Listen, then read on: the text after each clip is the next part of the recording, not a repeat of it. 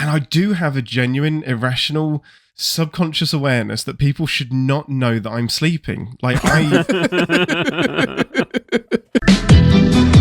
Welcome to Behind the Sins, presented by CinemaSins.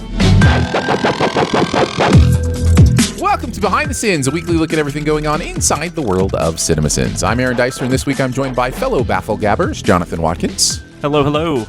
And Ian Whittington. Hello. We write for CinemaSins and TV Sins and do various other things inside the CinemaSins universe as well. Ian just did a British accent.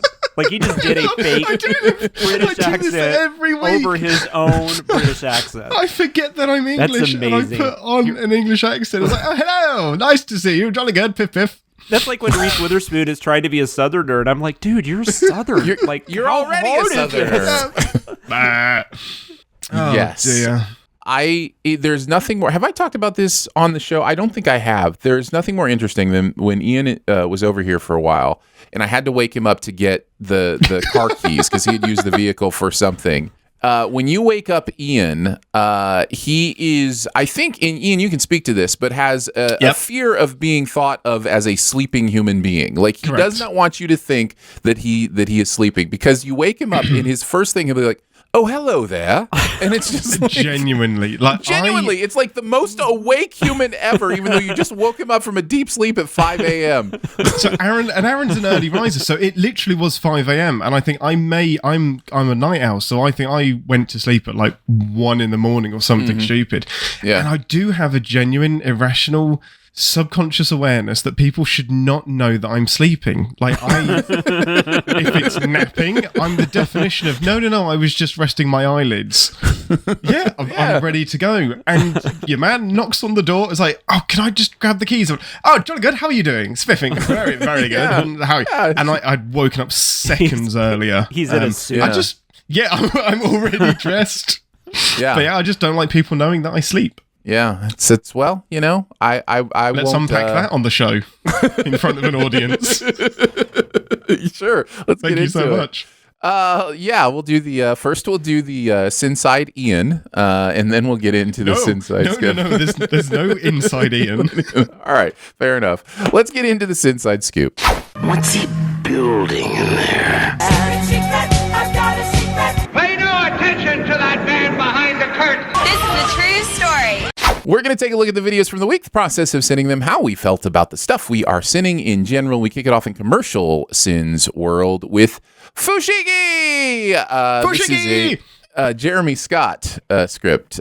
Jeremy wrote this one. If you don't know what Fushigi is, I guess right off the bat, I will tell you, it's a ball, okay? It is a ball, and if you know how to do contact magic, it appears that you can make it levitate. But you could do this with any solid, somewhat heavy ball. This is so weird. It's a Bowie they sell ball. this thing. Yeah. So I wonder how well it did. I don't even remember it. So man, that doesn't mean anything. But. Well enough for us to be talking about it. It's true. People know about it. What did you guys think? Jonathan, let's kick it off with you. What are some of your thoughts on the Fushigi ball and the Sins video and all that?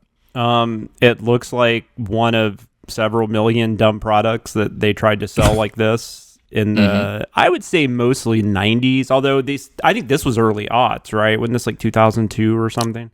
I don't know for sure, but I thought there was something in the commercial that said that, but I could be wrong. But anyways, this was like, it just, especially like during the day, like daytime programming, you would just see these crazy commercials, and it would be something like this. It would be a ball that it was a ball that they're just trying to sell to you for $19.99, and then you get a DVD on how to do contact magic, I guess. Do you know how to do contact magic, Aaron? Because I know you're like a little magician over there. I don't. I did practice for a while growing up with some coin tricks, like rolling a coin over your hand kind of thing. So it's similar to that. That's basically what they're doing, just with a bigger object. You're doing things. Well, yes, you're doing things that make it appear as if things are defying, kind of gravity and physics and those kind of things, but they're not. Basically, you're moving your hands in a way that keep the ball centered, so it looks like it's levitating and your hands are kind of moving around it, but your hands are always in contact with the ball. So, it's just... and this damn thing makes it advertise as if as soon as you pick this ball up, you get that. And that's it's the sides don't rotate around you. You still have to be able to do this. You need a skill set for this to look as cool as what they're doing. That's the thing that was confusing me about the commercial. So it really is just a ball. Like, it's just a cool looking ball. Yeah, which is why that comparison to the trick deck of cards is so good, because it's like, no, you can't advertise a deck of cards like that. Yeah.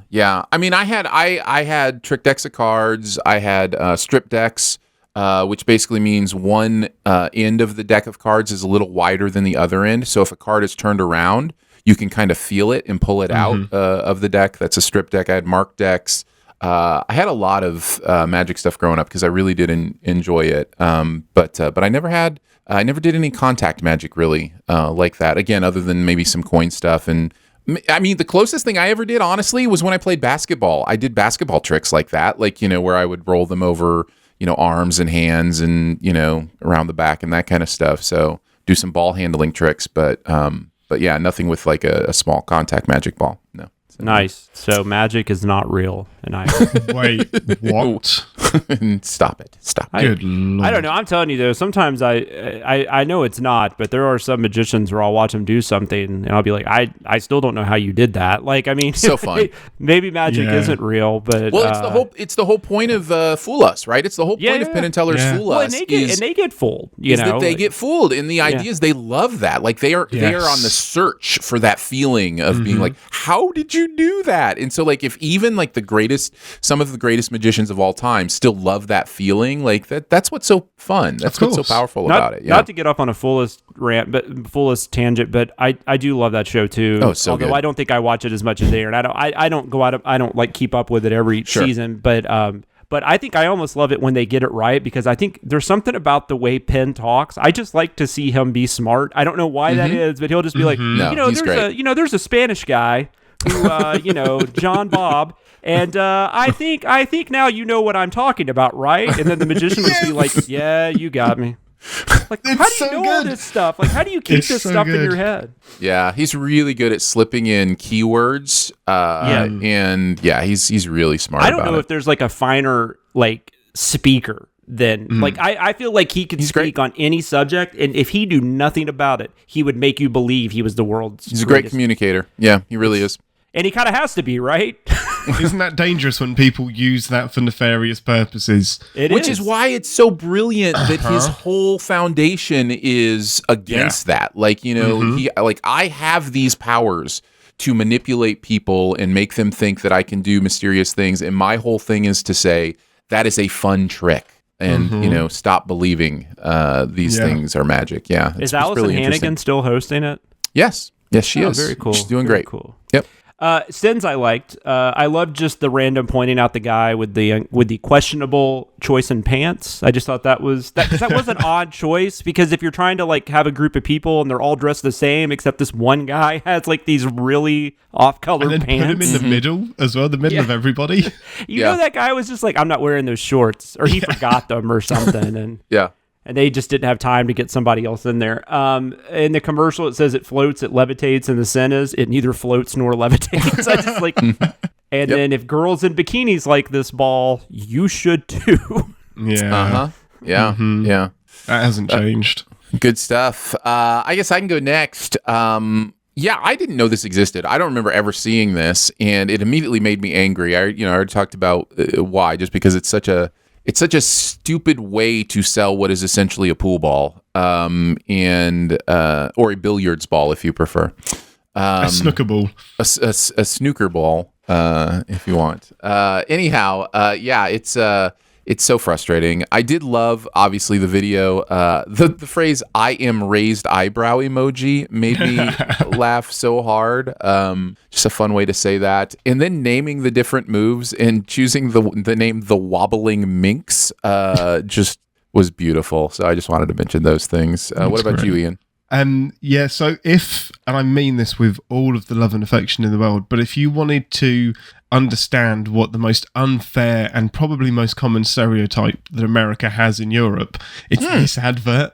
Like, over the top excitement, screaming, misplaced energy and excitement, bikinis and whatever. So like the most unfair stereotype of Americans is this advert. And it's probably because that's the adverts you guys put out there. That's what you put in front of us to see. These are all meant to be normal people. Like the whole premise of the advert is look how normal and average I am and I can enjoy this. So of course you've trained us to think, America. Yes, exactly. Yeah. But in terms of the sins, if you have to tell people your product is sweeping the nation, it probably isn't sweeping the nation. Probably it's not. so great. It's self-disproving. And how do you get into the situation of, to the point of trying to look natural? You've got a microphone in your face while you're on the phone, and the phone call that you're making is how great this transparent ball is. Like, it's the definition of, is that really something to write home about? And how convenient is it that it's going to be recorded as well? Yeah. It's just the perfect commercial to sin because it's a combination of a commercial that does everything stereotypically wrong and thinks it's great marketing, but it isn't, and a fad toy that is so transparent but still probably made $1 bajillion. But yeah, perfect advert for us to sin. Yeah. There you go. That is Fushigi. Fushigi! Exactly. Let's move into TV sins. Back on the What If train. I will say right off the bat as we go into What If Ultron Won. Yes, we skipped an episode. Where's the Hulk one? Where's the Thor? Thor. Where's that Thor episode? Where's it, Aaron? Thor? Where is it? It's out of order, right? Thank you, Ian. Thank you for your incredible imitation of the comment section. To What If Ultron Won. Screw this video. Where's this other episode? I guess what I'll just say is just know we are as frustrated as you are that we had to go out of order on this one, and for reasons. See, we had it scheduled to go up in Pacific time. That's the problem. That's right. I accidentally scheduled it in Pacific time. And now you won't see it for 3 months. And now, because Pacific, you don't know this, runs 3 months behind everything else. No, we hope to get that What If Thor episode to you eventually. I'm sure that will happen. But for now, just your patience is appreciated. What If Ultron Won was a Weewa script. Watkins Whittington, Ian and Jonathan writing on this one. Jonathan, kick us off. What are some of your thoughts on What If Ultron Won? I still don't know really what I think about this series.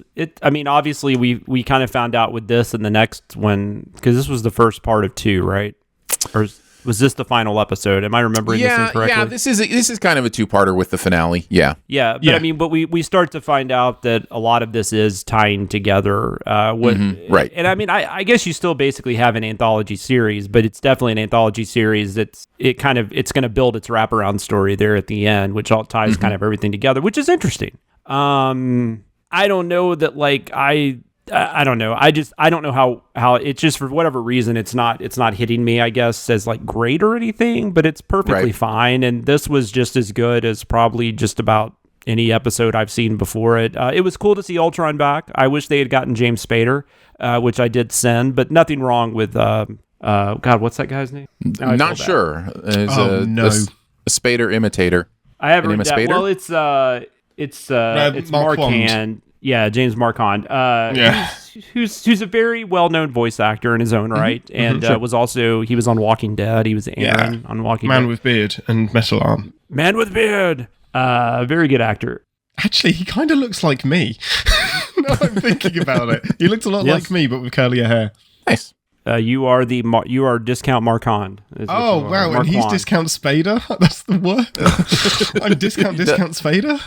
Something like that. Hey, things could be worse. You could be discount Andrew McCarthy or something. Nice.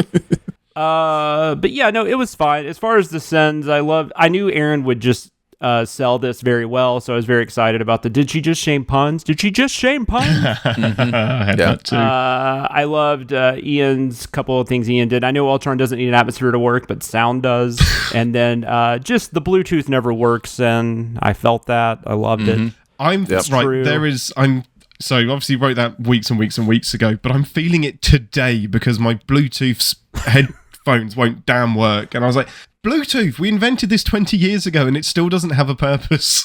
I don't know if either one of you have cars with Bluetooth in it, but that gets on my nerves too, because not only will it not connect when I want it to, it will randomly connect when I really don't want it to. Like I'll be on the phone or something, and then all of a sudden I'm like, I'm in the car, and I'm like, what is going on? Like, so you can connect multiple devices to the car, and for some reason, I always have to tell it to connect to mine, but the one time a month I might happen to be driving my mum somewhere, it immediately connects to her phone. I'm like, fuck you, car. What are you?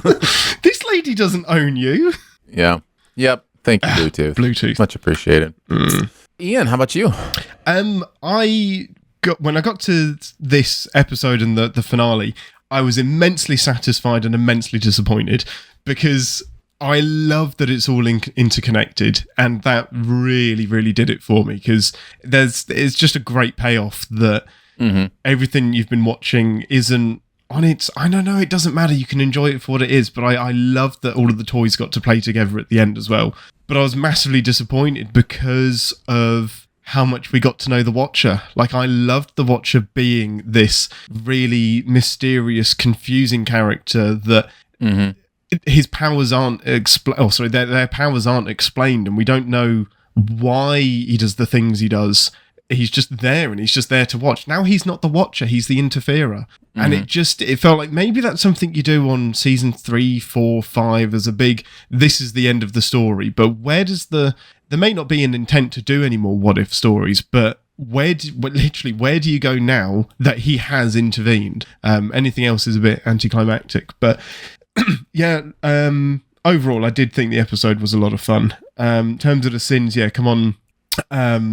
Shaming puns. Did she just shame puns? Great.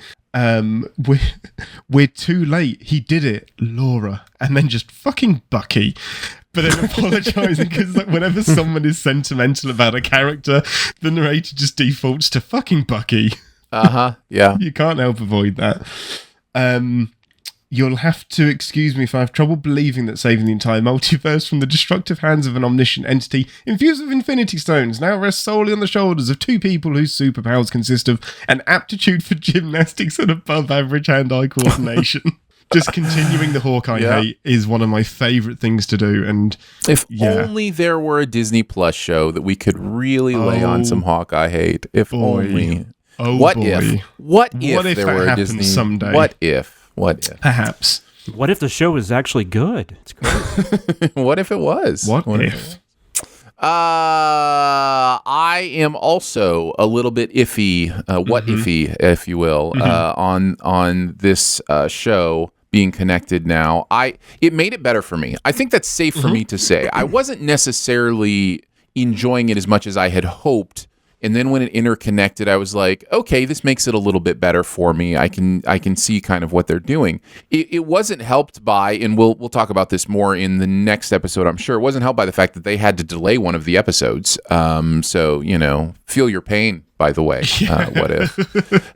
It wasn't helped by the fact that they actually had to completely eliminate one of the lead-up episodes, that would have played into the finale. Why did they have to do that? Do you know? I don't think they've said. Said. I think they've said they plan on airing it either as part of season 2 or before season 2. But yeah, I'm not sure how they're going to do that. My guess is it was an actor thing. My guess is it was a contract or a voice actor that maybe that they just couldn't. Maybe they bought Scarlett Johansson in for something, and then we're gonna need to pull that because we're in hot water. Yeah, I don't know. But anyhow, overall, as of this point, I think I'm going, okay, this is kind of fun. But like you, Ian, it just kind of undercuts everything it's tried to tell us about what's going on. Yeah, for real. And so it does feel a little bit just like, okay, well then what is this? I thought you were kind of giving us what this is, and then you're just like, no, actually, it's just like everything else. Yeah. These rules don't matter. He's just another potential Avenger. Yeah, right. Yeah, and I do think you ask what season 2 will be. Guardians of the Multiverse is again something we'll deal with more next episode, but is definitely something that they'll probably lean into, I would imagine.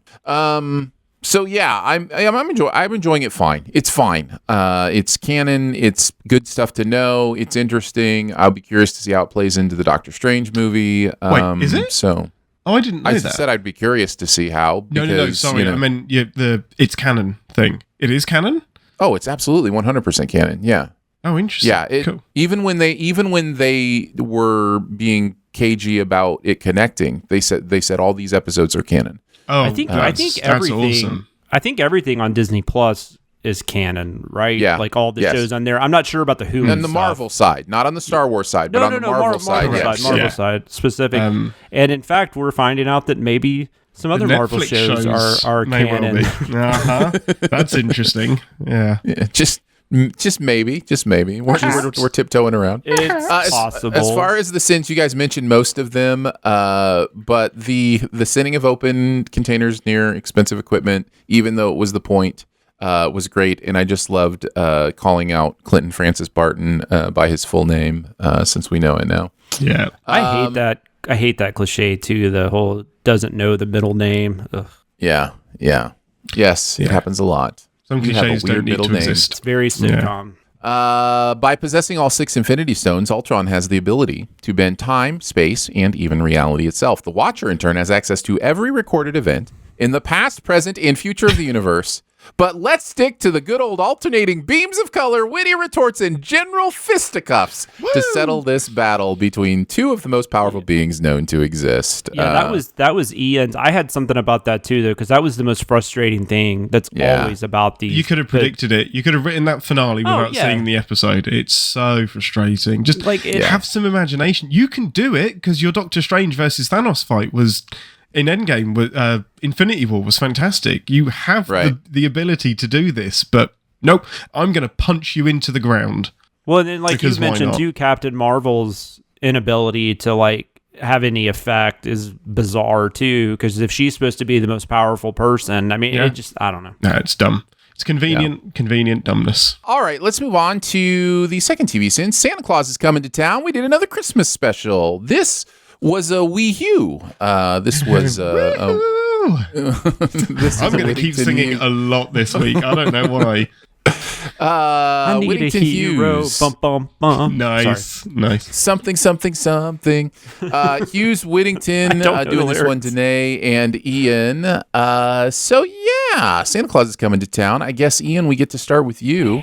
Tell us about your experience with this Christmas special. Had you ever seen it before? No, never seen it before. I'm really dreading having children because it means you apparently have to watch some of this stuff. No, you can. I mean, they're good. You can set them in front of a TV and then you just can have stuff set can I go play. shopping? Well, no. I mean, you go to another room. Oh, okay, cool, fine. And then if they put headphones on, you can put headphones on. You can read a book. I read a lot of books while my daughter was watching. So get really distracted so that when they scream, you don't notice it.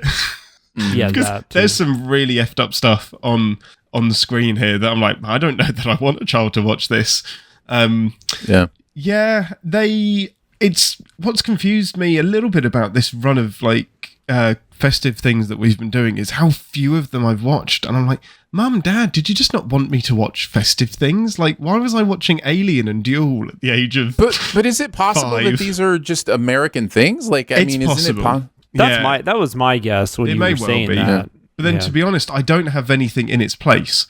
Like, I don't have any English stuff that I was watching instead. Doctor Who, right? Yeah, but that was when that came back when I was like 15, and that's no. But I mean, the Doctor Who Christmas special is specifically Downton Abbey did Christmas, but I'm just like, you guys have your shows do Christmas specials, don't they? Yeah. So I'm just wondering if that's your version. Well, that was literally the next point I was about to make. Is I remember a lot of Christmas themed episodes from Mr. Bean or something, or the two Ronnies that we talked about last week. They would have big Christmas shows. The Mr. Bean Christmas special is frigging phenomenal. Rowan Atkinson is he's the best. Genius. So, I can't remember what they're called now. I even kind of dig the spy movies, like the Austin Powers kind of type. The Johnny English. Oh, Johnny English stuff, yeah. At least the first one I thought was funny, I remember.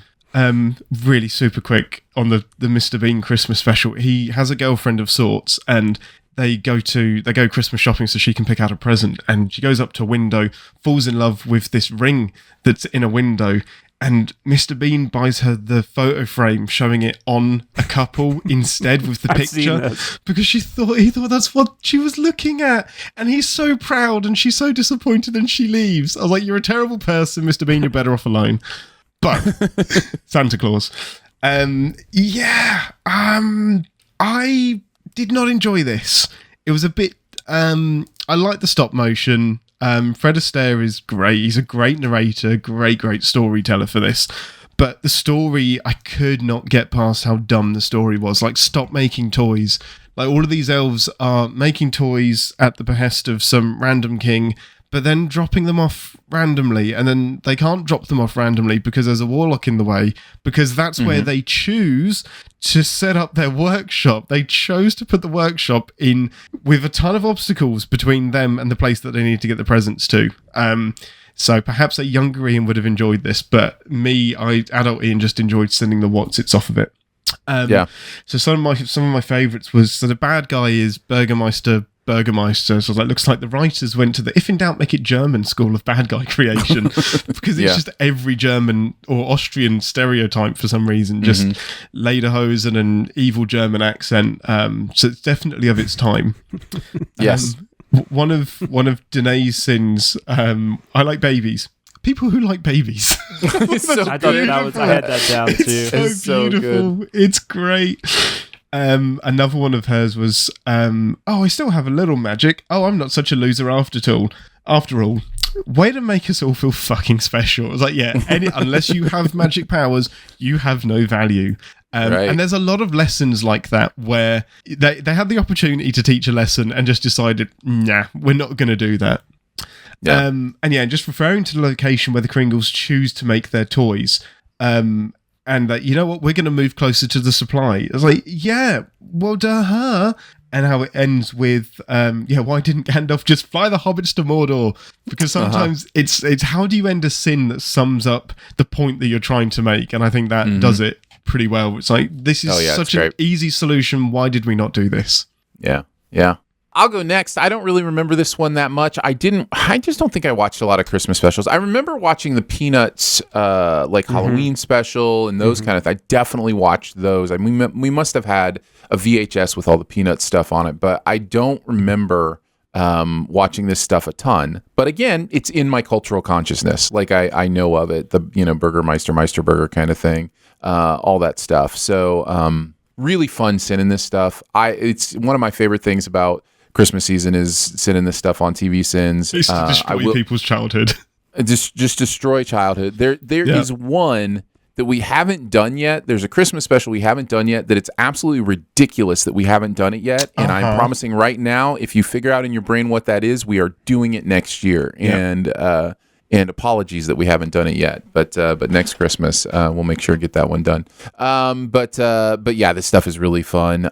Some of my favorite sins. So just the one trick then, it was really made me laugh. And then I enjoyed the. Did you find yourself getting caught up in the heartwarming tale of Mr. and Mrs. Santa Claus falling in love and bringing joy to children everywhere? Don't worry, because the movie decides to use its closing minutes to bring us crashing back to reality and remind us the true meaning of Christmas: grumpy businessmen and manic consumerism. Beautiful stuff. And then finally, I had to mention the Bambi outtake because it is so terrible and dark and beautiful and perfect, just perfectly done. I forgot about that. So that I wrote that. That was wrong. I came up with it when we were in Nashville and we were all together. And I brought Danae over and I just pressed the space bar with it all lined up. And she went, "You monster." And I did the same to Aaron. And he's just like, I could see the hatred. I was like, you are so broken inside, but it's brilliant. Yeah. No, it's so great. Jonathan, what about you? I don't know. You're going to have to tell me afterwards what the Christmas special you're talking about is, because I can't think of anything. God, no, I will. Drive me crazy. I know I've seen this. I had to have. I'm sure I've even watched it with my daughter as an adult. I don't remember this at all. And maybe it's just because it looked so bad. I've just completely put it out of my memory. Because I remember Rudolph beat for beat, and Frosty, which Frosty's animated, but still, I remember those pretty much beat for beat. But this was one I don't. I had nothing on this, but it looked terrible, and you guys did a great job with it. It was. Bragging about being a stalker. I didn't write down what they said, but it was something like, I know everything about Santa, you know? Right, yeah. No, that was literally, that's the line. Yeah. Yeah. Yeah. Asking a runaway sleigh to return was really funny. And also because I didn't hear sleigh the first time I heard that said. And I was like, what was that, Sen? And then I went back and then I saw the sleigh and I was like, oh, gotcha. Yes. Is he about to shit on that book? What is happening here? I thought that was great because I don't know. That was crazy. He was just backing up to it. And you guys mentioned the other things. So Yeah. It was very, very funny. I love that we keep doing these, and I love that there's more for us that we haven't even tackled yet. So, it's so much fun. The script's become huge. Like, the combined sins for this was like nudging 200 because there's so much to write about. They're great. Yeah. It really is fun to sin old stuff. Like, it's just something, like, I've actually gone back, speaking of that Peanuts Halloween special, I've gone back 2 or 3 times to watch our sins video on that Halloween special because it's so much fun to sin that stuff. And yeah, that was a really fun one to do. That was, I think, me and you. Yeah, I think so. All right, let's move into CinemaSins. We'll kick it off with Jungle Cruise. This is an OG Atkinson Scott script. This is Jeremy and Chris doing this one. So yeah, what do you guys think about Jungle Cruise? Have you seen it? Nope. Me? Yes. Okay, because like what I've started doing, because you always write little letterbox reviews about just about everything you see, so I'm always like looking for you, and I don't know if I just couldn't find you because there were so many of my friends that had reviewed it, but I could not find the Aaron review, and I was like, holy crap, he has not watched that. Yeah, it would be. I do put reviews for everything. You probably did have it up there, and I just, like I said, there was like, listen, I could have usually forgotten. There's not like every single person I follow has a review. On this one, there was like 400 nice results from your friends, so I probably just overlooked it. Yeah. But anyways, yes, I do have a review that I can give it when it's my turn, or I guess I could go first. Have I said who's going first? I don't remember if I have. I'll go first. Here's my letterbox review. Nice. I gave it 3.5 stars. I kind of liked it. You can tell the guiding principle here is fun, and for the most part, it serves the movie well. The blunt rock combo works exceedingly well, and Plemons is chewing the jungle scenery with glee. It's only dampened by some surprisingly poor CG and a bit of predictability, but still hopefully enough adventure. But still hopefully enough adventure here to float your boat. Nice. So yeah, there's the letterbox review. Yes, a bit of predictability is an understatement. That is true. It is extremely predictable. So if The Rock is in a movie, is that automatically 3 stars? Like, does it start at 3 stars? Listen, The Rock and Ryan Reynolds. Yes, it just starts at 3 stars. Nice. Like, I just love hanging out with them. Like I don't know what it is, but serious question though. Most movies of The Rock's in, at least it's like it's kind of built around him. The Rock didn't need to be in this movie. Like, I mean, that could have been 45 different actors. No, but he's still super fun to hang out with, in my opinion. Like there are just some actors I'm just like, I like hanging out with you for a couple hours. You're fun, and plus, the given emphasis on dad jokes and puns in this movie is obviously going to be something that makes me giggle. So yeah, I had ride, fun. Though it is, yes, and I love the ride. Yeah, it's my favorite. Oh no, the ride's a blast. I always enjoy it, and I like to write it like a couple times. I like to write it like close together with like different skippers. Because it's always interesting to see how the comedy hits, like, because they typically say the same things. And it's amazing sometimes how good some of them are and then how bad some of them are.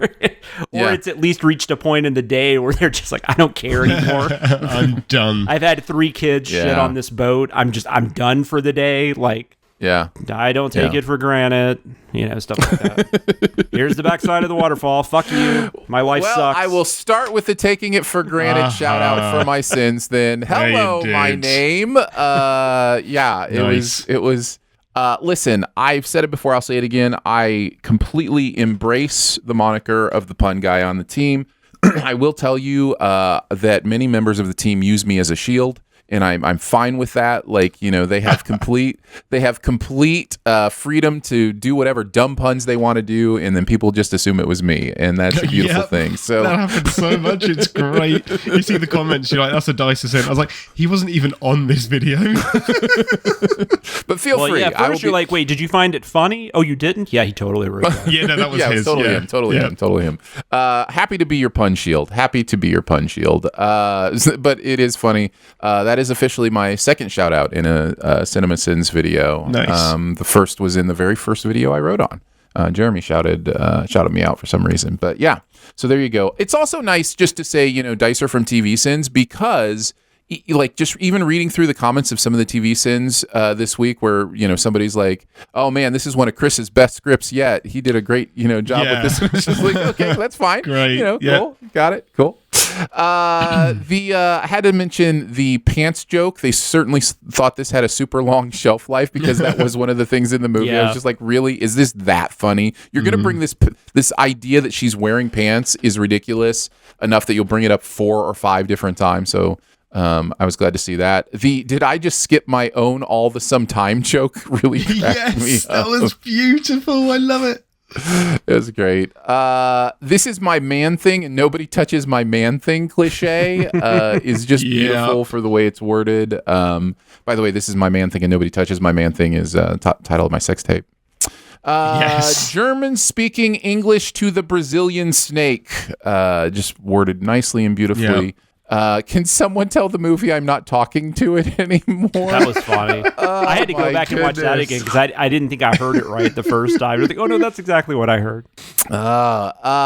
Please deposit 2 more pedals. Where he was like, please deposit 2 more pedals. I just thought that was really fun too. So those were all the ones I wanted to mention. Ian, why don't you go next? I had lots of thoughts about the movie, and then I realised I was being unfair, and it's just not aimed at me. Like this, I haven't seen the film, but from the Sins video, I can see that it's like, I think they sum it up in the video as it's like The Mummy. It's that kind of action adventure romp, but I think The Mummy... No, it's not. It's actually not, because The Mummy is good. Well, so and that was exactly my next point. Like is The that Mummy. The Mummy does that, but is enjoyable, is quippy, is funny, and it has its dumb moments, but I will rewatch that film 100 times before I watch this once, I think. And I'm trying to put my finger on exactly what that is, and I'm not going to because I need to watch the whole film. But yeah, I think I'm just not the target audience for this, and that's fine. No, perhaps. you don't need to watch the film. It is like 2 hours and 40 minutes. Do not spend that time. It's not that long. It's like 2.5 hours. Yeah, it's really long. It's a really long movie.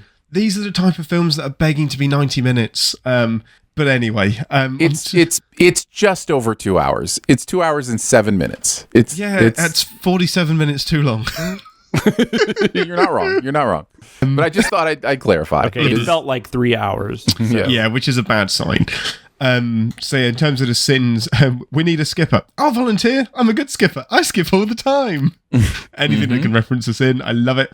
Of course, I had the granite sin and pretty much everything you mentioned, Aaron. But the Fast and the Cruisiest had to be in there. I think that gets written before the film even starts. The entire run of the dude that's watching the dramatic scene that goes on to make it seem more humorous, and then cutting over the scene from Aliens, and then another movie, and then his head tilts just each time. Was genius. Yeah, it's so great. That killed me. I could have had an outtakes video of that. Wasn't the last one like Sophie's Choice? Wasn't that what it was? It was Sophie's Choice. Yes, it was literally Sophie's Choice. So great. That's genius. Why are these bees still on the map? Why haven't they flown back to Hivecore Henry? I was like, nobody remembers Hardcore Henry. That came and went so quick. No, I love that, Paul.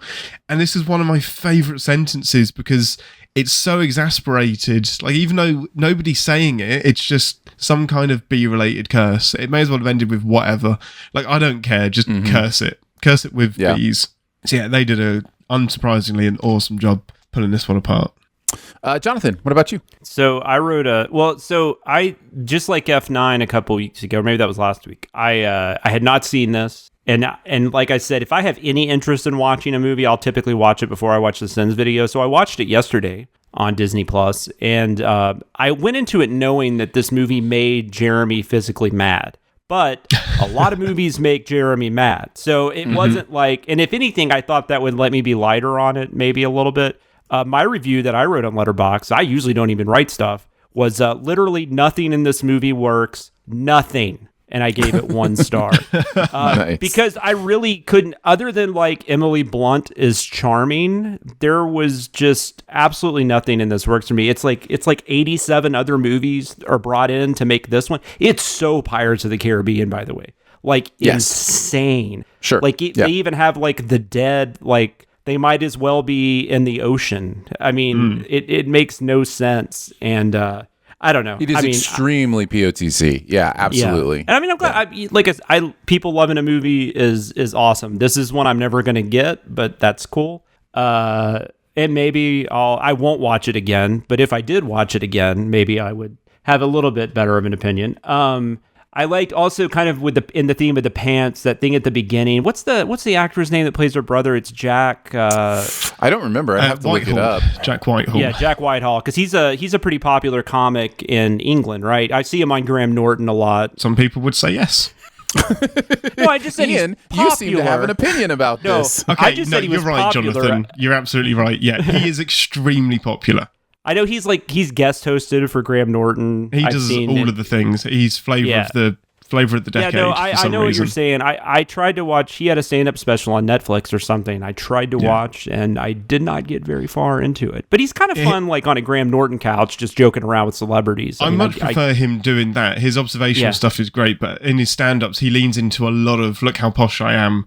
And but you are. Like, you really are. You're so disconnected. But yeah, his stuff just doesn't connect with me. But I hear you. All power to him. He's in Hollywood.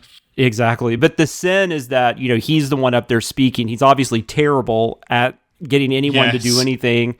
And the sin is, this guy is not nearly as smart as Emily Blunt, and yet she has to sit way up in the rafters somewhere while this dolt gives this speech. Yes. Which, granted, in that time period, that's probably how they probably wouldn't have listened to her either. Oh, for sure. For sure. We're not even trying to make these animals look realistic anymore, are we? And the only one I had that hadn't been mentioned was I just can't get on board with a white Candyman. Yeah. All right, let's move into A Christmas Story, our final CinemaSins video of the week. This was a Cardoso Atkinson script. Daniel and Chris writing on this one. Atkinsoso? Maybe not. Anyhow, this goes to one of the classic Christmas movies, and I bet this was a ton of fun to sin. Ian, why don't you kick us off? What are some of your thoughts on A Christmas Story? Do you have TBS in England? What is TBS? Turner Broadcast. You Turner could be Broadcasting trolling me System. So No. Is that like TCM? No. Well, actually, technically, yeah. I mean, they're both Turner, but no. It TBS is like it's called a superstation, I guess. Here, it's like I don't know. It's just a cable station that just shows like reruns and old movies. But they started, I don't even know how many years ago at this point. Every Christmas Eve, they show A Christmas Story for 24 hours. Oh wow. Okay. Yeah, no, we don't have that. So we'd have TCM, which is Turner Classic Movies, and that would always show. What's the cowboy one? The one cowboy one. Let me tell you, movie with a cowboy. What you're gonna love is that it has nothing to do with cowboys.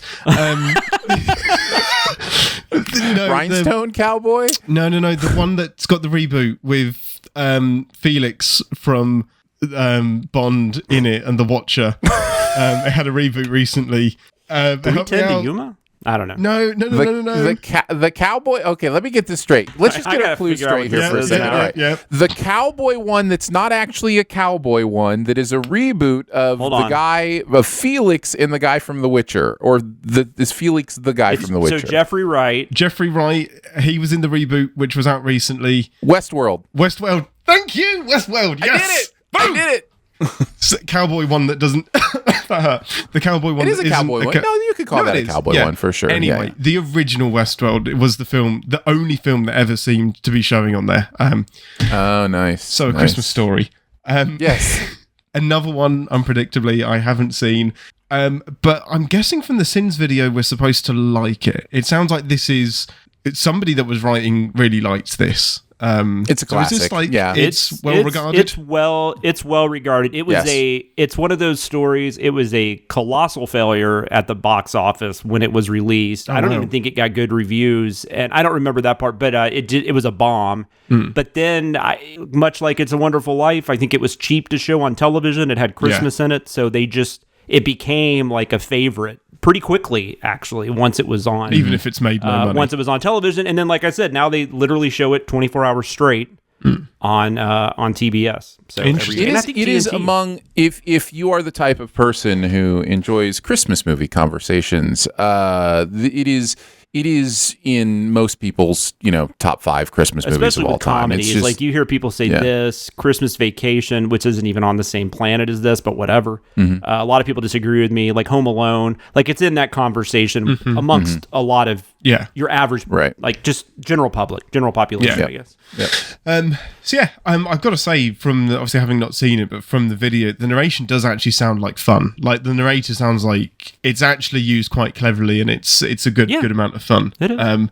But having said that, like the opening scene acknowledging that this is good narration, but still sinning narration by referring to Goodfellas is incredible. And I always love the line must be drawn here. That needs to be in Once Per Sins video, I think. Getting us so close to Glock blocked that it feels like edging. That's a sitter. The longer you think about that sin, the more layered it is. It's beautiful. It's that is beautiful. A stroke of genius, if you will. I appreciate the effort that went into bothering to check if that was actually Yankee Doodle on the board, because that's one of my favorite things to do as well. Like, but I have to. Why isn't it Yankee Doodle? Like, why? How did it end up being Bo Peep or whatever it ends up being? Mary Had a Little Lamb. Mary Had a Little Lamb. How does that happen? Like, how do you accidentally get the wrong song that is still a song? Why don't you just draw random notes on the board? Yeah, fascinating to me. Again, the title, the sentence on this one. Why are you wearing that stupid bunny? Not the sentence, but the audio for it. Why are you wearing that stupid bunny suit? From Donnie Darko was eerily creepy to put on a Christmas video, but absolutely loved it. And of course, the bonus round. That's got to be the bonus round to end all bonus rounds. Just kids screaming, kids sliding, kids having dreams. That was my favorite part. That's what it kids having dreams. Oh, perfect way to end it. I wish I'd been there to collate all of the kids stuff that's going on. Beautiful, nicely done. I think it is our first reverse sin in a bonus round. I think this is a first. That's so cool. There is, I think it's kids being quiet or something like that, and they take a sin off. The only way they should be. Yes, and I don't know. My recommendation was, because I was on this one as a reviewer. My recommendation was to reverse the coin sound instead of do a reverse sin sound. I don't remember if they did that or not, but I am pretty sure that it is our first reverse sin ever in a video. I don't know of another one. That's very cool. In a bonus round in a video. Yeah. That's amazing. I'll go next. I'm not a fan of this movie. I don't hate it. Like, it's not like one of those things where it's like, I can't believe people like this movie. It's one of those things that so many people love that by the time I got around to watching it, I was like, yeah, I guess this is funny. Like, it's one of those things where it's like, I'm just not going to be on this train the same way everybody else is. No. So enjoy this movie you love, because I totally get why you love it. It's just not something I'm going to ever watch again. But it's great. It's fine. I totally get why people do enjoy it. Is it possible for random math problems on a chalkboard to be too random? I'm going to be brave and say yes. Beautiful. Did I just hear one of these kids accuse Ralphie of being a genius for bringing in a basket of fruit? Was that in the script? Did he improv that? I'm not even sure what I'm angry at here. Oh yeah, kids. Just really beautifully done. The movie gives a shockingly accurate description of the hot summer when me and my college girlfriend volunteered to train dogs at the rescue. Didn't expect that one, did you? Love turning that sin on its head. Beautiful, beautiful stuff. Jonathan, what about you? This is a movie I watched a lot as a kid. a lot of the vernacular, a lot of the line, like the lines that everybody quotes. I mean, those are still just like stuck in my head. In fact, I used to turn to my daughter in lines, like when we were like at Disney World and stuff. I would just turn to her like in line and just randomly say, "I like the Wizard of Oz." And she, of course, had no idea what I was talking about, which made it funnier to me. She got so annoyed by that when I actually tried to get her to watch this, and I told her, "This is the movie where that line comes from." She was like, "I'm not watching that. You can fuck right off." She didn't say that, but she gave me that look. You know? She had every right to say that. Yeah, she did. No, I turned her off at the movie. It is a movie, though. There's like a select number of movies that even though I like them, I feel like I've seen them enough. This is not a movie I watch anymore. I can't even remember the last time I watched it. But I've seen it so many times, like, I forget nothing from it, because like I said, we used to watch it all the time when I was a kid, like around the holidays. I might have even seen this in the theater. I can't remember. But anyway, so yeah, no, I'm on board with it, but I'm good. I'd be really curious what Ian would think of it, though, because this movie is so middle America. Mm-hmm. Yeah, I can feel that from the Sins video. Yeah, this could not be set anywhere else. Like, I mean, it's so just suburbs, middle America, white people. Get a gun for Christmas. It's all about a BB gun for Christmas. That was interesting. The one thing I've never thought in the however many times I've seen this movie, I thought that was interesting. They point out about the fact that the Red Ryder gun is so prominently displayed in that toy section. Mm-hmm. And it's like, and every adult in this movie seems to be against that completely. I mean, I guess the dad eventually gets it for him, but I mean, I'm just saying, like, everybody he comes in contact with is like, "You'll shoot your eye out, kid." So it's like, how is that even? And why would you ever put like a BB gun in the middle of a display with like stuffed animals and stuff? It doesn't make any sense. I've never thought about that. That's always an interesting thing to me about when we go back and we send these older movies, because there's always something that like completely gets me for the first time. Like, that doesn't make any sense. Why did they put that in the set design? Yeah. I love the scene where it starts with, I don't know if they teach cursive to kids anymore, which they still do. But I love the start to that scene. I don't know if they teach cursive to kids anymore. I'm not allowed in most public schools. I like how he just throws that in and then continues the scene as if that's nothing. Mm-hmm. It's like, wait, why are you not allowed in most public schools? Yep. Running away was clearly an option, and Flick chose pain instead. Having pickles at Christmas dinner. And the kids' bonus round was amazing. Beautiful. Oh, I will tell you another thing. Another reason my daughter has no interest in watching this movie. Anytime she used to wear the big coat, I would always say something like, I always lived the line, "Randy lay there like a helpless slug. It was his only defense." He's just like in the snow, just like. That's great. Yeah. That's awesome. Awesome. Yeah, I'm a terrible father. That's what this comes down to. I love it. Oh, God, annoying your child. I cannot tell you the joy that comes from annoying your kid. It's amazing. All right, let's move into keeping tabs. The internet is a communications tool used the world over where people can come together to bitch about movies and share pornography with one another. Oh, jeez. This is the most public yet of my many humiliations.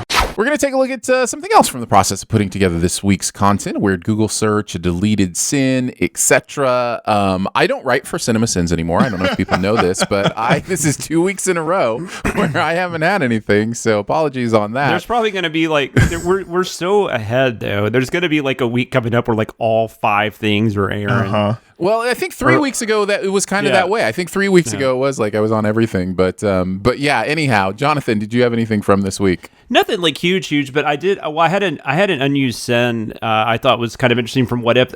Ian and I, we had a lot of crossover on this one. We had a lot of the same opinions on it, and so there were quite a few where I just felt Ian wrote the better sin, or he said he wrote the better sin and picked it. I don't remember, but. But we did. I was going to keep one. I decided to pull one because we had bashed Hawkeye so much, and which is kind of funny. I don't know. Ian might not like Hawkeye. I don't really have an opinion on the character, but I think it's just funny to like. It's now become a thing where I don't have a quota on Hawkeye sins, so it survives this or skip or whatever might get cut. But if we have 10 Hawkeye is useless sins, we're keeping them.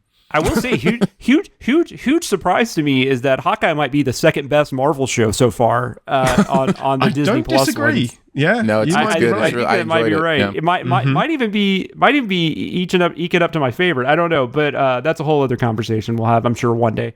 Maybe. So I wrote a send. The thing in the show, it said there is still hope for this universe. One last hope. And then the sin I wrote was, if that last hope is 50% Hawkeye, then we're 100% screwed math. And I really loved that. I really did. I had to let it go because Ian had a different one that had a lot more going on, had a lot more in it that was not just Hawkeye, and I felt like we couldn't just bash Hawkeye too many times. So. I think because I bashed Black Widow at the same time as well, but I loved the simplicity of that one. Yeah, I also looked. I just out of curiosity, I looked up why if there was some reason why James Spader didn't do it, because that did kind of like I said, absolutely nothing against Marquand. Like I said, he's clearly a very talented voice actor. When I looked up his IMDb credits, he's on a lot of stuff like American Dad and a lot of other things where he does voices. And then, like I said, he had that role in Walking Dead. But I don't really like Age of Ultron, but the one thing I do really like about it is I love Spader, and I love his voice and what he gives to that kid. I mean, that There Are No Strings on Me is still probably one of the coolest things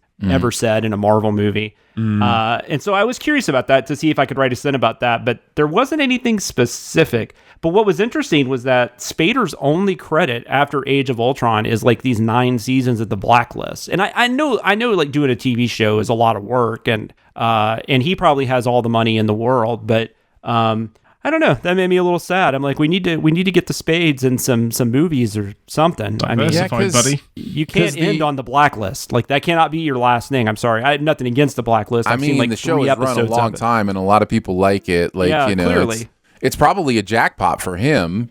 For us, we want to see him in something better. But well, and he did Boston Legal. He did that for like 8 years or whatever, and I'm sure he did a couple seasons on The Office too. Yeah. Oh yeah. He was he the California? Was that his last name? Yeah. Robert California or something like that. Yeah. I think you're right. Actually, yeah. Did that go on 2 seasons after? Oh, at least. After he left. Yeah, he's a character. He's so strange. I gotta go watch those last couple seasons because that's one of those things that a lot of people have. Not a lot, but I mean, I'll see that every now and then. Like people sleep on those last couple seasons of The Office. I'll have to check that out at some point. Ian, what about you? What's your keeping tabs? Yeah, I didn't have anything that I needed to research necessarily, so I went with 3 deleted sins because I don't leave everything in. But so you might feel a little poke here or not. I'm not really sure how you work. Is the lead-in on? It was on What If Ultron Won, and someone's talking to the program that's been downloaded into one of the Ultron bots. So the thing I said to the co-star of my sex tape somehow makes it into the script of this episode. I love the fact that I didn't know how it works. Yeah. Oh yeah, and so this was really brutal. So it's after Hawkeye lets himself go, and it's the reverse of him sacrificing himself instead of Black Widow. Look at the bright side. At least you're even when it comes to unnecessary sacrifices now. It's so mean. Nice. And there was a really simple scene in the Christmas in Santa Claus is Coming to Town. And it's when they're walking past the Warlock and he just lets them go. He's like, oh, no, it's fine. I'll catch you on the way back. It's like, this so-called Warlock is all snow and no ball. Yeah. Yeah. But then I think that rightfully got cut because the obtaining of balls does not necessarily make one more or less brave. Agree. Good call. I think that takes us to the comment section. Real quick, fun fact that Ian made me think of.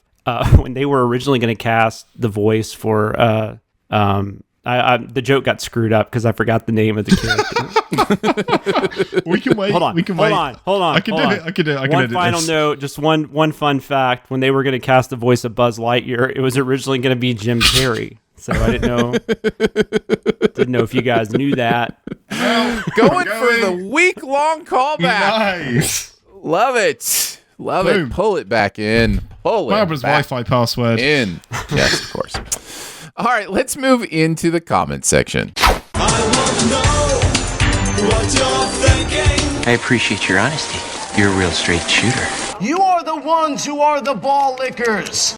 We're each going to pick a comment from last week's content in the various places that you reach out to us. Discord, YouTube, Reddit, maybe even the comments during this live show. We shall see.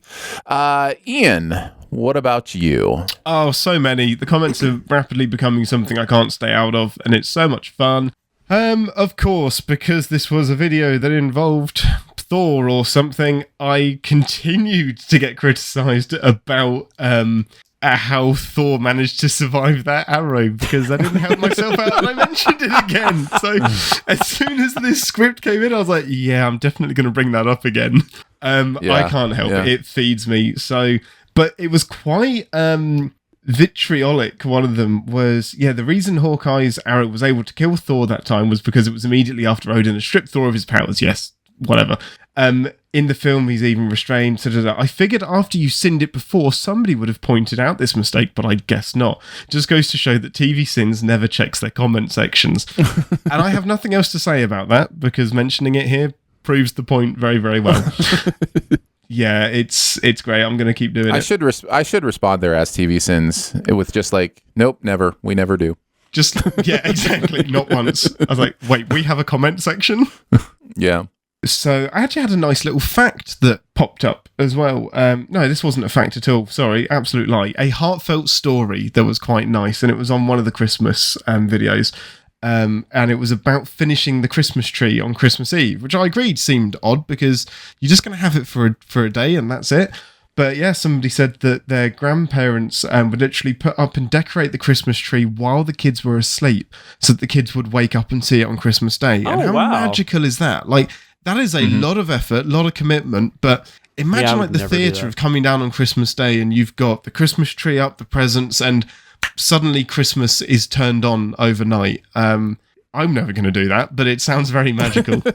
Well, and especially with kids, depending on how young they are, you're already probably putting together stuff the night before, which I'm sure Aaron's gotten to do a bunch.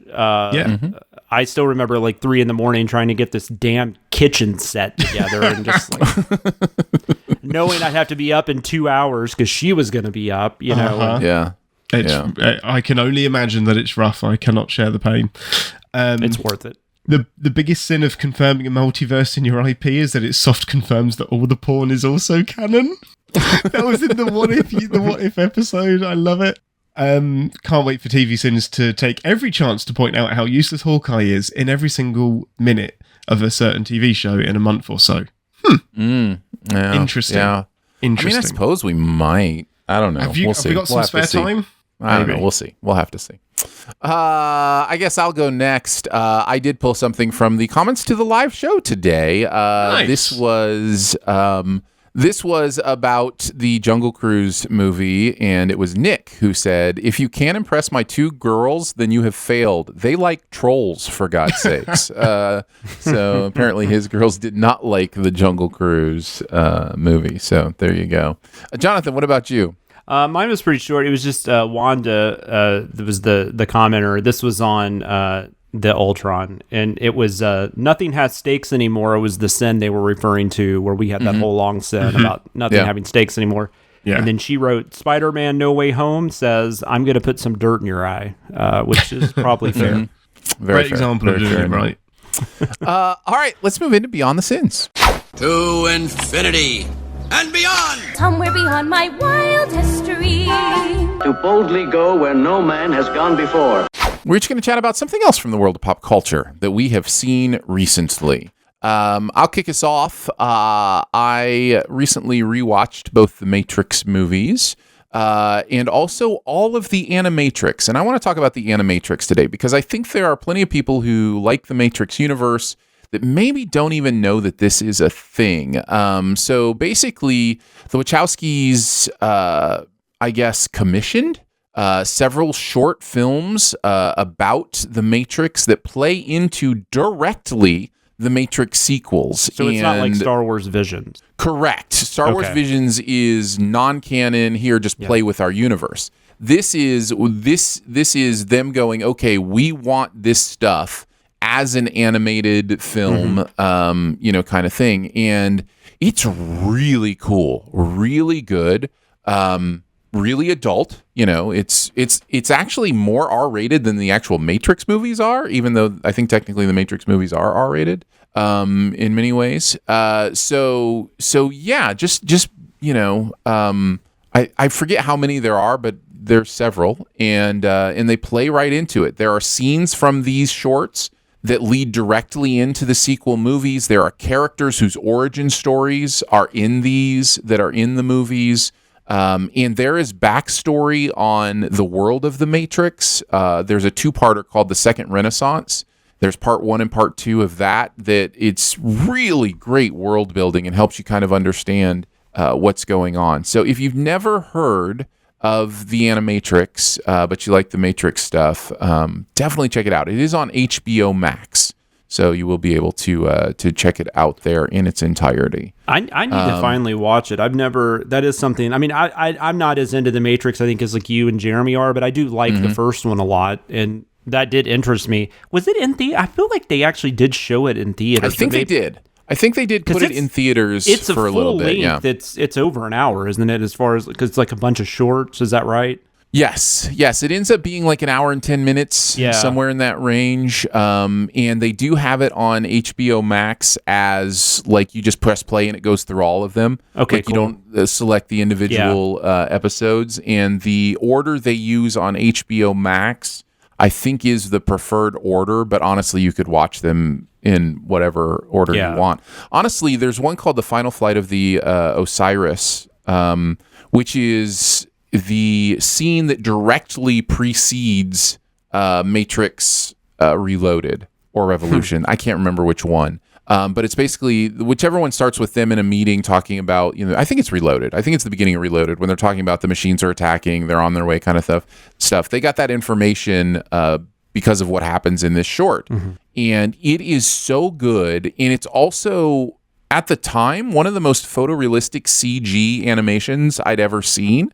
And it's kind of cool to look back at something from 20 years ago and go, that actually looks pretty good. So yeah, anyhow, it's all on HBO Max. You can check it all out there. The Animatrix. Anywhere in England that it can be watched? Do you have HBO Max? No, they do not. Is that like Star? I didn't know that. What is it? What is that? No, it is not. It is HBO. So yeah. Stars? Maybe on Amazon. It might be on Stars. It could be on that. Yes. Yeah. Could be. It says it. I just typed in, can you watch the Animatrix in the UK? And it did say, it looked like it's on Amazon Prime, but I don't know if it's free, but I mean, it's at least there. You might have to rent it. But. Yeah. There you go. Jonathan, why don't you go next? Yeah. So I've been, I don't know, just my ever long quest to fill in my blind spots from older movies. And for some reason I've decided recently to like, just kind of deal specifically with the 80s. And, so this is a movie from 1980, even though I watched a few of there's been some big releases this week in 2021, but I don't know. This is the movie that really I was most excited about after I watched it for some reason. And it's not a movie that it's definitely not a movie made for me. A being male, A being my age, but it's a movie from 1980 called Little Darlings. Have you by any chance seen this, Aaron? Nope. Okay. So especially I'd say late 70s, there started to become like, I don't know if Meatballs was the first one, but there was kind of this somewhat trend of these summer camp comedies. That late 70s, early 80s, which and also just in general, especially after Animal House was such a huge success, just in general, there was a lot of sex comedies and stuff like that. A lot of the times dealing with younger people, not always just old like adults. It was like a lot of younger kids and stuff. And so those movies typically don't interest me very much, and they definitely don't hold up that well now. But I had heard a lot of good stuff about this movie. So I was really curious to finally, but I kind of always put it off because I'm like, am I really is this going to interest me at all? So it is a movie that takes place at a summer camp. At least it mostly focuses on the one section of the camp that's all girls. Tatum O'Neal and the great Christy McNichol play the two leads. I think Tatum O'Neal at this point is like 17 or something. I think Christy McNichol was like 18 or 19 when they filmed it. And, this is a movie that's really interesting because it deals a lot with just how it really gets what teenagers are like, especially around this time period, which I guess I wasn't a teenager till the late 80s, early 90s, but I still like just what kids were talking about. You know, when you're like an early teen, I think they're supposed to be like 15 in this. There is a lot of talk about sex and stuff. And it's that interesting age where you really don't know what you're talking about, but you think you do. And so you want to be adult, right? You're so wanting to get to that next level. And so like, there's like this one character who says that she's engaged, there's like all this, like and people are talking, like throwing words out like that, and they don't even know what it means. And so this is kind of more where this movie comes from. And the central plot is that the Tatum O'Neal and the Kristen McNichol character decide to make a bet that on which one of them will lose their virginity before the other one. So it sounds like a very basic, like, sex comedy plot line. And if that's all it was, it would be terrible.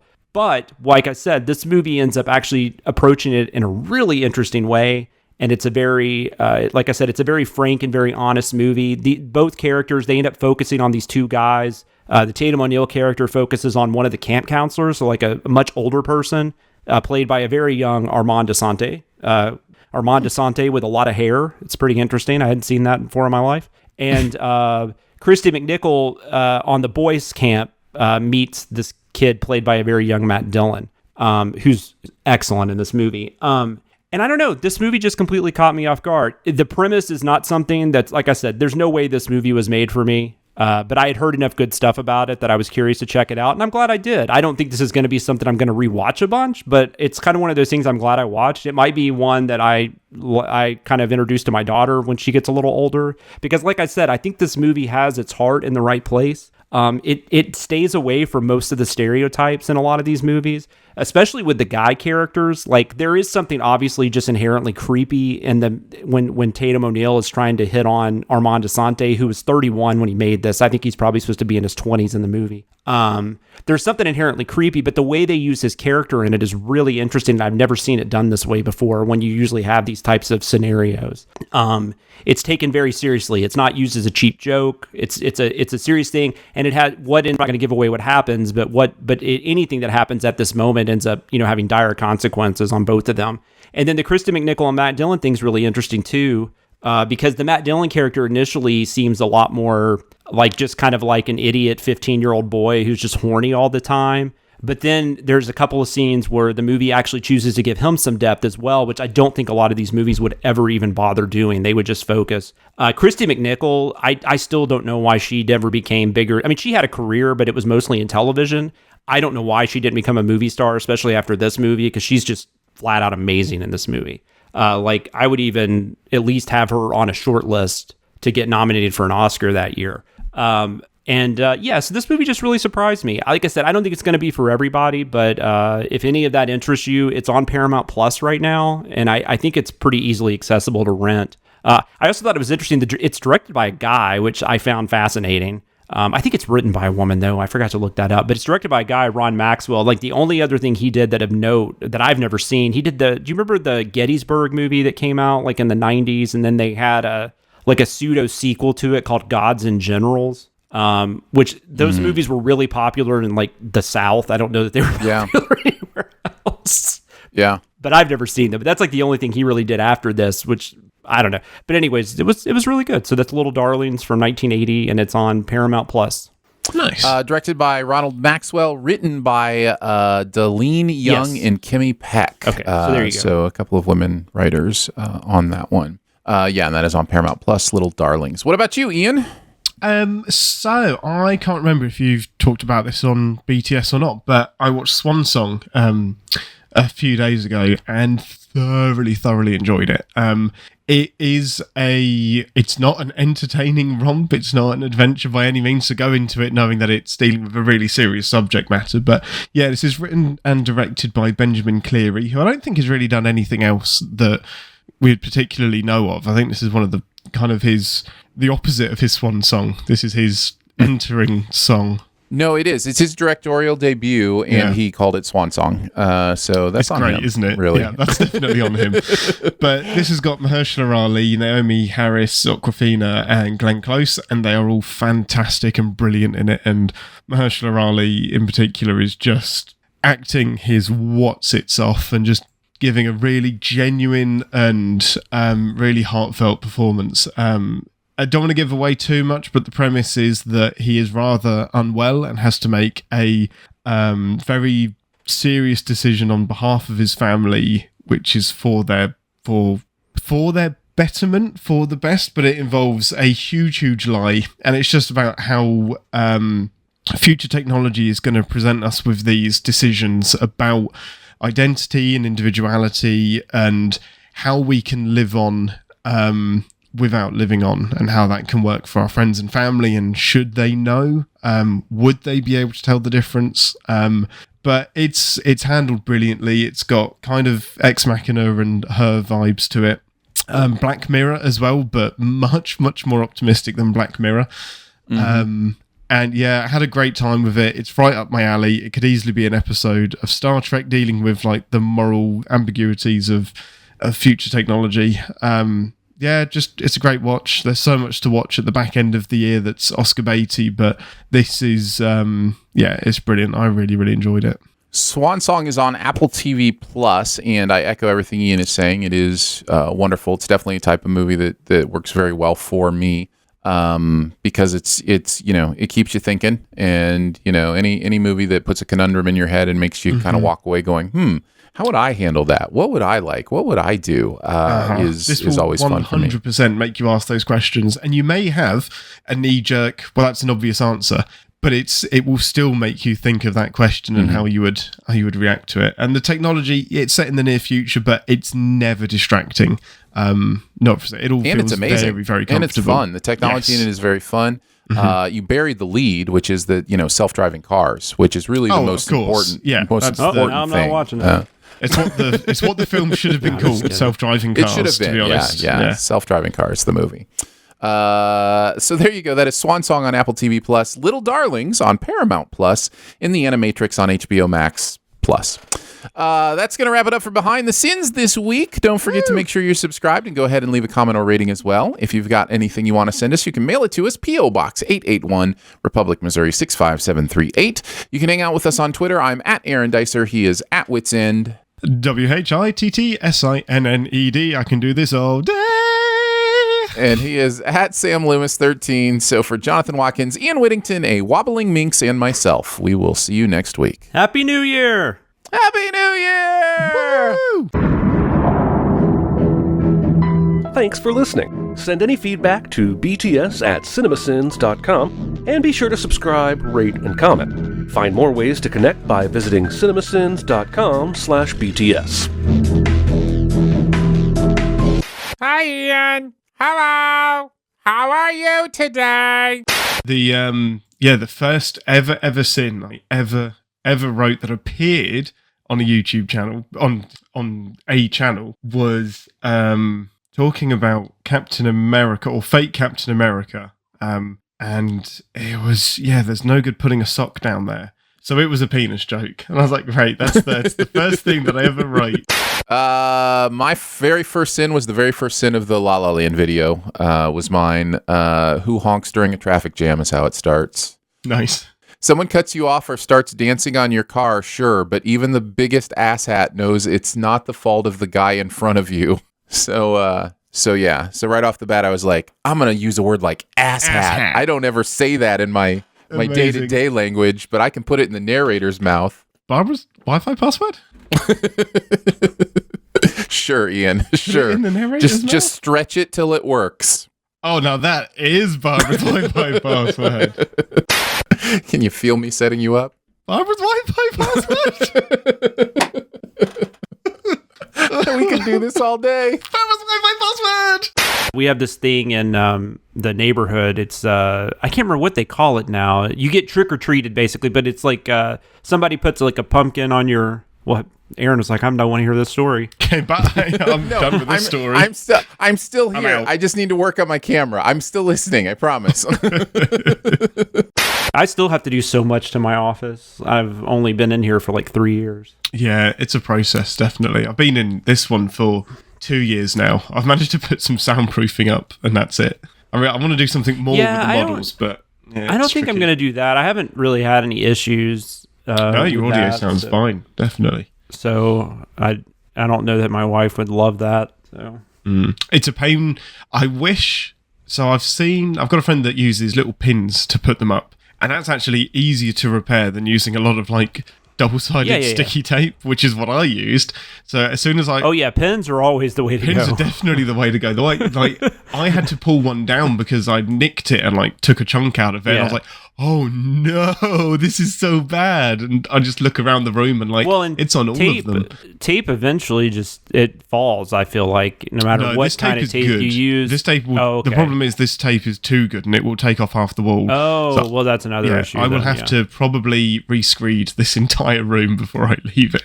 But like people like duct tape stuff up and they don't understand why it falls. And I'm like, well, duct tape's not meant to last forever. No. It's just that's why it's like a temporary fix. Yes, exactly. That's why people don't actually use it to repair the Titanic. No. Speaking of I can do this all day, you've seen all of Hawkeye, haven't you, Aaron? I haven't, but I've heard some stuff, so I mean, don't worry, you're fine. Oh, it's just the very, very, very final post-credits thing. Did you like it, Aaron? Was it a treat for you, or did you think... I didn't stay for post. I'm so bad about remembering that there might be post credit stuff. So what is the final post credits thing? So in one of the earlier episodes, it shows you the musical, the Avengers, the musical, Rogers, the musical. Well, it's the entire "I Can Do This All Day" set nice. piece. It's 6 or 7. I love that. Yeah, it's great. It's people 6 or 7 minutes long. Too. I didn't know what it was, but I saw people like going, "That's what you're going to leave us with." Well, exactly, because they want Andrew Garfield to show up. They want somebody to show up. Right, yeah. You have like some random extras that start singing, and then the main cast comes in and does all of their part. It's incredible. It made me think, like, if this goes viral, I think they will turn that into an actual stage show. I think that's a precursor of some sort. # Rogers musical. Good God. Yeah, man, I can see it. They may not call it that, but I could see it. Because that song... I love that song so much. Which the on ice stuff is, I mean, I don't know. It depends on your view on stuff like that. We never saw the Avengers one because my daughter was more into like Frozen and stuff. So we saw Frozen on ice. But I've heard that the Avengers show, I don't know if that's actually on ice. I've heard that's pretty badass. One that's on ice, definitely. Is there one on ice? I don't know which this was, but I know there was like a big Avengers show that they definitely came to London at one point. Yeah. Didn't see it, but I heard it was imagine it being epic. I heard it was super badass. I was like, well. I wasn't going to go without a kid. So. Yeah, that was definitely not something I'm going to without a kid. I'm not going to be like by myself sitting there. What's going on? Oh, yeah, exactly. I'm reviewing it. I promise. I've never dressed up. Like I went to Star Trek conventions. I never wore a uniform or anything. I don't think I've ever owned a uniform. Hello. No, there's nothing wrong with it. I don't like. I'm not a costume person. That was such a Seinfeld, not that there's anything wrong with it moment in real life. It was beautiful. I think disappointingly, I'm not creative. I just buy this is the problem I have. I have adult money now, so there's I can just wrong with that. buy the uniform. I don't have to like make it. And there is some like really creative stuff about being able to bootleg your own costume together. But now I just buy the uniforms and I wear them. And we went to the convention and I had like costume changes. I'd be in one uniform for breakfast, go back to the hotel, get changed for lunch. But it's great because kids then come up to you and wait. That sounds odd. I was about to say kids come up to you and want to take pictures, but in a really heartwarming way. They're like, "Oh my God, you kind of look like Captain Kirk," and that's all that matters. They just want a picture with somebody in a Star Trek uniform. You're just be glad I'm not doing the editing now, because just completely out of context. It's so great. You get kids to come up to you. That's the cold open. Attract all the children. Like you're on an episode To Catch a Predator and they're getting you at a Star Trek convention. I don't even have to pay for candy anymore.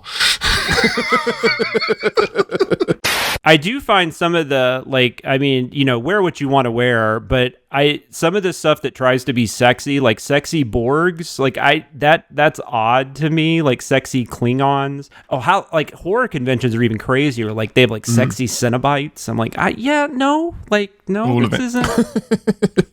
So the strangest cosplay that I saw at Destination Star Trek when we went a couple of months back was Boris Johnson. So at a Star Trek convention, and it just turns out that this guy he's a professional Boris Johnson cosplayer, and he gets rented out and hired out for parties, but he is a massive Star Trek nerd. So he was like, well, I'm going to go to this dressed as Boris, do a bit of self-publicity. But he was there as a fan, so he was asking questions to the cast, but as Boris. So it just completely distracted from the question he was asking. And like Kate Mulgrew, Captain Janeway, were just like, is that Boris? And it just derailed the entire thing because she wanted to take a piece out of him. She's like, you do like, just do you know how stupid some of the things you do are? And he's like, well, I'm not actually Boris. I'm just impersonating him. The only time I've ever, I guess, cosplayed would be when I dressed up as a My Little Pony and sang the My Little Pony theme song. That video exists on the internet. Why? So this was I think Jeremy challenged me to do it or something. Yeah, if you can't remember exactly. Up to so many, it was Patreon, I think. Yeah, it was for Sif Pop. Yeah. There was so many Sif Pop members. I said I would. Oh, that's what it was. Yeah, I said I would do that if there were so many Sif Pop members because they were requesting me review the movie. And so then Jeremy found out that was happening and used his Twitter might to make it happen. And so I ended up singing the theme song dressed as a My Little Pony. And amazing. that video still exists on Sif Pop's YouTube channel. So yeah. But I started thinking about Kate Mulgrew, and you said she was the one like flipping out on Boris Johnson because she's not British. Like, no, she's not. But she has. She's from Iowa. She's from Iowa, but she has a lot of family in Ireland. But I started thinking, I was like, wait, is she British? And I just didn't know it, and so I looked it up, and I was like, oh no, she's from Iowa because she's got like that smoker's voice. Yeah, what stakes does she have in the game? But she's writing a big book and she's in Ireland at the minute, so she's a bit closer to the news over here. So yeah, but she laid into him. She was like, "You're an ass. Like, what are you doing?" But then he put on his but he went back to his regular voice and he was just like, "No, I do have a genuine question as well." I could do this all day. I could not do this all day. I got shopping to do. Come on. All right, here we go. On Christmas Eve? Well, yeah, because you got to go get like produce and stuff, so you get that the day before. It's so worth it. I mean, that's all right. No, it's all right. No, it's all right. We need to record the voting pot and everything, but my wife mentions to me this morning, she's like, we need a new bedspread. I was like, yeah, we could use one. You want to shop for one today? Probably not a great idea. She's like, no, I think I do. So she's going on Christmas Eve day to get us a new bedspread. She is. She absolutely is. She is fearless. That's amazing.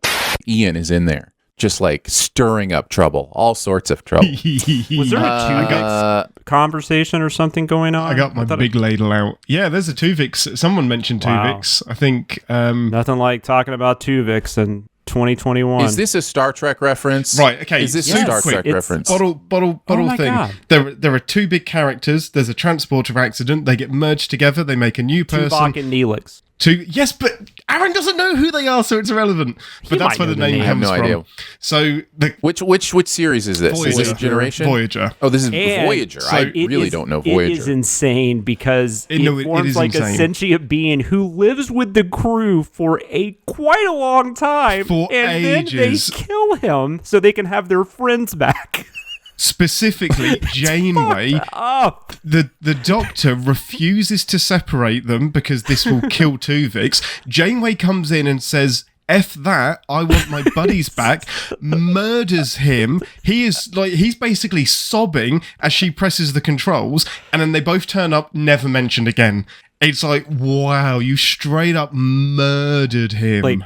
I love Janeway as a character, but she makes some really interesting decisions on this series. She makes some fucked up decisions. She wipes out entire populations so she can get through Borg space in one season. Yeah, she makes a bargain with the Borg, and it's just like later on that does come back because they meet one of the aliens. They're like, because of your bargain, 7 billion people died, and Janeway's just like, yeah, but I got to get home.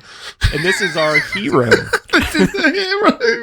We need a hero, something into the night. She's gotta be something, and gotta be something, and gotta be something.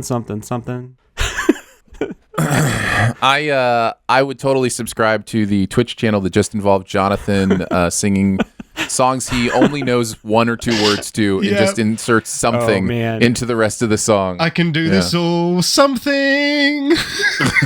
We are not late because I was out partying. Just caught JCD. No, that was not. And I wasn't late last week either. I was. It's like it's 5 o'clock somewhere. It's 5 o'clock in England. In England, where I am. We were late because we were recording this month's Boney Pod.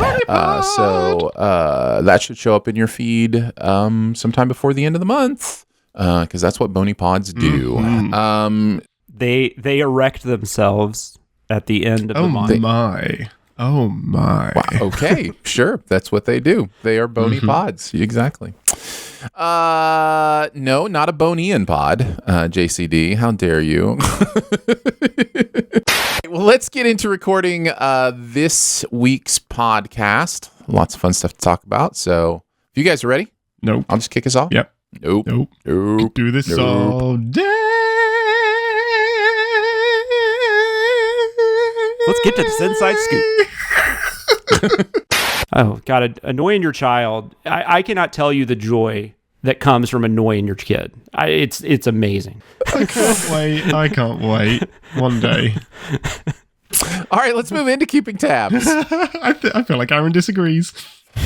Well, it's not an in the nicest way possible. Like, not like in a, like. No, I know you do. Yeah. Listen. Okay, we'll get into this. You can use it in the outtakes if you want or not. This goes along with the ribbing your friends thing, right? And this is a very English thing, Ian. And I apologize if I ever do it too much. No. I don't mind when people do it to me. I don't, because I totally get the heart it comes from. I've just never had that instinct. Like, I just... because there's something about me that wants to believe that the words I say are the words I mean. So if I am, quote unquote, ribbing someone or making fun of them or whatever, a lot of times it feels too harsh. Ian, you are one of the first people I've ever kind of tried this out on because, like, it's almost a cultural thing with you. It's like, baked in. Yeah, if you don't do it back, I don't know who you are or what's going on. Right. And to be fair, my daughter gives it back just as good. I mean, she's my kid, so. So here's what I'm saying. I'm fully aware that I'm kind of like, I'm in the vast minority on this or whatever, but growing up, especially like all the way through college, like that kind of buddy, like make fun of you thing was just weird for me. I'm terrible at it. I'm so bad at it. You shouldn't feel bad for being a nice person. Like, it's not, I mean, telling your mom, like doing a your mom thing to your kid is hilarious because for the longest, because they're like, wait, what are you talking about? That's a little different. There's no insult there. Said. That's just an uncomfortability with sex, right? Like that's a different kind of humor. That's not quite like, annoying your child in the same way. But it does make me wonder if that's your worldview. How do you write for CinemaSins? I think he gives a unique voice. Because acting is fun, and putting words in a different character's mouth is great, and I get to act that character in many ways on TV Sins. So I enjoy that. That's fun. Right. Also you could say possibly, and there's a pun coming. There actually isn't one coming. Barbara's Wi-Fi password. I was like, nice. No, but there is something possible with the idea of I was actually using words and trying to use words more cleverly than just insultingly. So like, the idea that a lot of the fun that I was having with friends was making plays on words or those, and that has served me very well with, writing for CinemaSins. So because I didn't have it in my like tool belt to be like, you suck, then, I was much more interested in having fun with words. So anyhow. That is what it is. All right. I think I've already said let's move on to keeping tabs. So you've got that piece in there, and we will. Can I have a fresh one, please? Sure, absolutely. Thank you. All right, let's move on to keeping tabs. How was that? Without the squeak. Oh, keeping tabs. Let's move on to keeping tabs. Great. I'll use one. All right, let's move on to keeping tabs. We're gonna. You all right? I nearly knocked my glass over. Sorry. Yes. That's why you don't keep open containers in your electronic equipment. It's empty, but yes, that's not the point. That's true. It didn't know that. Ian, what about you? I can tell you my thoughts again if you want. Oh, did we already do you? Sorry. Right, so the panic on my face because I've already deleted my notes. No. So I was like, You're good. no, You're good. You're good. You're good. And then you're like, did I not talk about that? Am I in the Matrix? Am I in the Matrix? Did I go into like a fugue state for a minute where I thought I was talking? You did. 10. Welcome 9, to 2022. Yeah, I know. That 0 really screws all that up, doesn't it? Because you got the 222. Oh, I'm just excited for the New Year's glasses that force, circles into 2022. Oh, they will. So you can wear them as glasses. It's so weird. Like I got it all through the aughts. I get it. There's 2 zeros in the movie. It's great. That's why you've got even the 90s. Fine, I get it. You can make circles out of the 9s. But as soon as we got to 2010, y'all should have stopped. And Ian will get to tell us like 6 hours early what's going on and how the new year looks. That's true. We'll get to ask him and how it works. We'll get to look into the future at 6 o'clock on New Year's Eve and be like, Ian, how's it looking? Pretty much the same as yesterday. It's all fucked. My new year will involve sportsing for the first time in a long time. One of my teams is playing for a championship. This hasn't happened since 2004. You own a team? I do. I am part owner. Oh, you're talking about, they're in the first 2 playoff games or New Year's Eve. Yeah. That's New Year's Eve, right? Mm-hmm. Correct. New Year's Eve will be the 2 playoff games, and then hopefully I'll be interested in the championship game as well. We shall see. I think so. Michigan's playing who? Georgia? I forget who. I think Michigan, they ended up Georgia, playing Georgia. Alabama, Cincinnati. Yeah. Yep. Bye, guys. I'm out. I'm done.